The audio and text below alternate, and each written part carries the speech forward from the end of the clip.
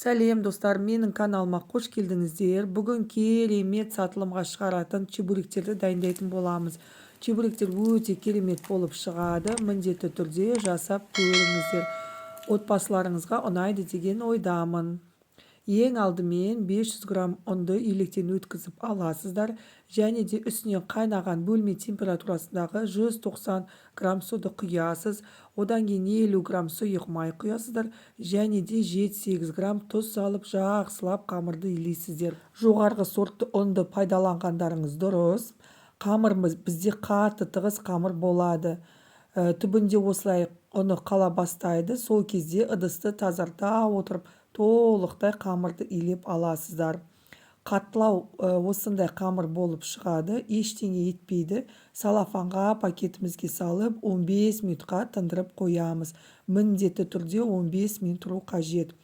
15 минут өткеннен кейін қамырды қайтадан салафаннан алып, қолдың көмегімен қайтадан басып, илеп алатын боламыз. Міндетті түрде осылай жасаңыз, сонда қамырларыңыз бір-біріне сіңіп, жақсы гладкий қамыр болып шығады. Тағы да пакетке салып 15 минут қалдырамыз. Осы аралықта начинкасын дайындап қойсаңыздар да болады.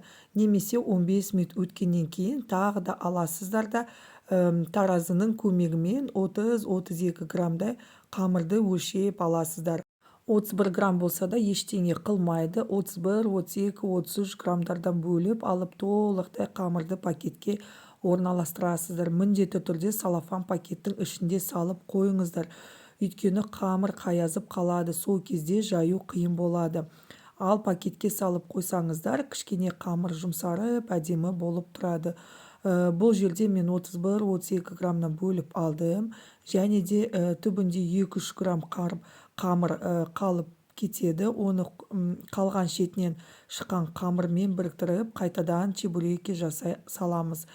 Қамырдың бәрін осылай дөңгелектеп алдым. Енді начинкасын дайындаймыз. Және де формасын жасау үшін осындай қағаздан, картоннан бөліп алсаңыздар болады. Ені 6,5 сантиметр, ал ұзындығы 11,5 сантиметр. Дәл осы формамен чебуректеріңіз әдемі бірде болып шығады.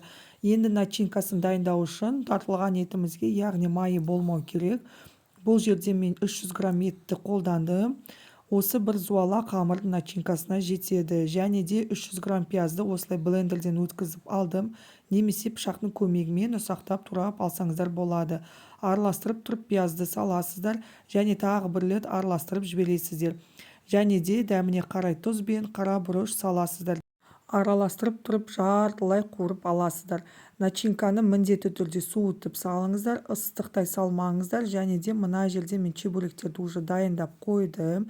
Және біразын қатырып қоюға да болады. Қазір сіздерге жайып көрсетемін. Өте жұп-жұқа етіп жаясыздар. Ұнды қолданбасаңыздар да болады. Егер тақтайға өте қатты жабысып бара жатса, аз-аздан ғана ұн салсаңыздар болады. Негізі мен барлық чебуректерді ұн салмай жайдым. Формасы маңызды емес, тек қана осылай видеодағыдай көріп тұрғандарыңызды жұп-жұқа етіп жайсаңыздар жеткілікті. Сол кезде пузырчатый болып шығады.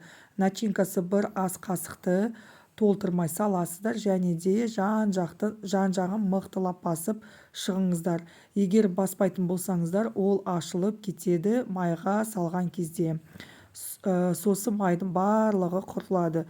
Сондықтан міндетті түрде қаттырақ басыңыздар. Және осындай базарда сатады, арзан тұрады. Осындай құрылғымен ерек болып жасасаңыздар да болады. Немесе пышақпен кессеңіздер де болады. Немесе жан-жағын вилкамен бекітіп шықсаңыздар да болады. Ол енді өз еркіңіз. Тағы да кесіп болғаннан кейін аздап қолыңызбен басып жіберіңіздер. Және де мен қатыру әдісін бөлісетін боламын. Осы бойы майға салып пісіре берсеңіздер де болады. Немесе мен сияқты қатырып қойсаңыздар да болады. Мынау қатырылған түрі. Міндетті түрде астына салафан немесе пергамент төсеңіздер. Және де тегіс ыдысқа салғандарыңыз дұрыс. Мінекей осылай қатырсаңыздар болады.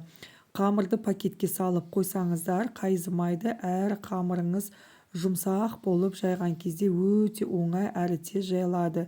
бірден осы бойы қызып тұрған майға пісірсеңіздер де болады, немесе тоңазытқышқа салып қатырып қойсаңыздар да болады. Қатырып қойған чебуректерді кішкене бөлме температурасында 20-30 минутқа жібітіп алып, сосын майға салып пісірсеңіздер де болады, немесе қатқан күйінде бірден салып пісіре берсеңіздер де болады. Ол өз еріктеріңіз. Дәл осылай керемет супер-пупер формамен бірде жасап аламыз. Және де жан-жағында қамырымызды барлығын осылай біріктіріп жинай беріңіздер. Тағы да 30 грамм қып, оны да қайта жайып чебуректеріңізді дайындай бересіздер. Міне видеодағыда көріп тұрғандарыңыздай барлығын мен қатырып алдым. Қатқан түрі де, қатпаған түрі де дәмдері бірдей болып шығады. Видеода көріп тұрғандарыңыздай ыстық қызып тұрған майға салып қуырасыздар.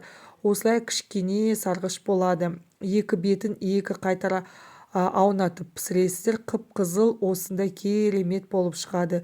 Міндетті түрде жасап көріңіздер, және де тапсырысқа да жасап табысты болуға болады. Егер менің каналыма тіркелмеген болсаңыздар, тіркеліп қойыңыздар, қоңыраушаны басуды ұмытып кетпеңіздер. Қазақша контентті қолдап жіберіңіздер. Чебурекелеріміздің ортасы мінекей осындай дәмді керемет болып шығады. Ас болсын.